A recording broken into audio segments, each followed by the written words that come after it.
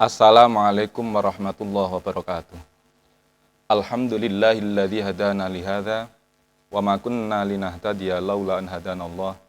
Asyhadu an la ilaha illallah wahdahu la syarikalah wa asyhadu anna sayyidana Muhammadan abduhu wa rasuluh amma ba'du. Para pemirsa Madu TV rahimakumullah.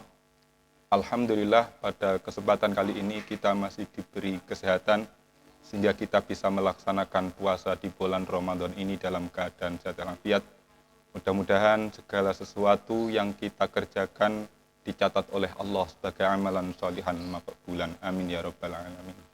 Para pemirsa rahimakumullah. Segala sesuatu yang ada di alam semesta ini berdasarkan kehendak Allah Subhanahu wa taala.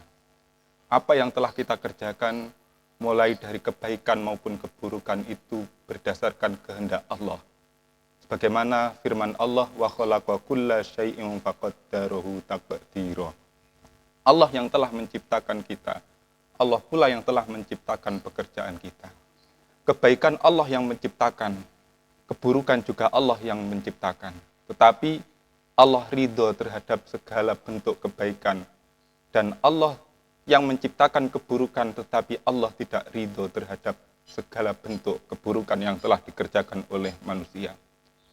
Para pemirsa rahimakumullah, bentuk keimanan terhadap qada qadar ini sudah disampaikan oleh Rasulullah Shallallahu Alaihi Wasallam di dalam sabdanya, al-imanu antu'mina billahi wa malaikatihi wa kutubihi wa rusulihi wal yaumil akhir wa antu'mina bil qadari khairihi wa syarrih.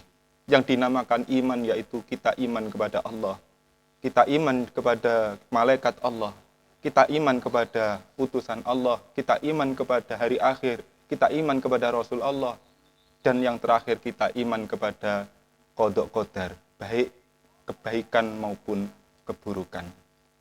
Para pemirsa rahimakumullah, segala sesuatu yang telah ditetapkan oleh Allah pada zaman azali, tidak ada satupun yang bisa merubah kehendaknya. Ketika Allah berkehendak menjadikan seseorang tersebut menjadi orang yang iman, maka tidak ada satupun orang yang bisa merubah kehendak Allah. Sekalipun orang tersebut Rasul. Rasul itu tidak bisa memberikan hidayah kepada seseorang.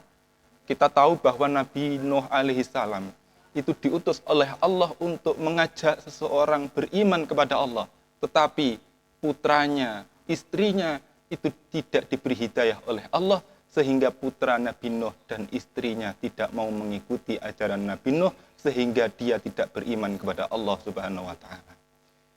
Begitu juga sebaliknya, ketika Allah berkehendak menjadikan seseorang itu beriman, maka tidak ada satupun orang yang bisa merubah kehendak Allah.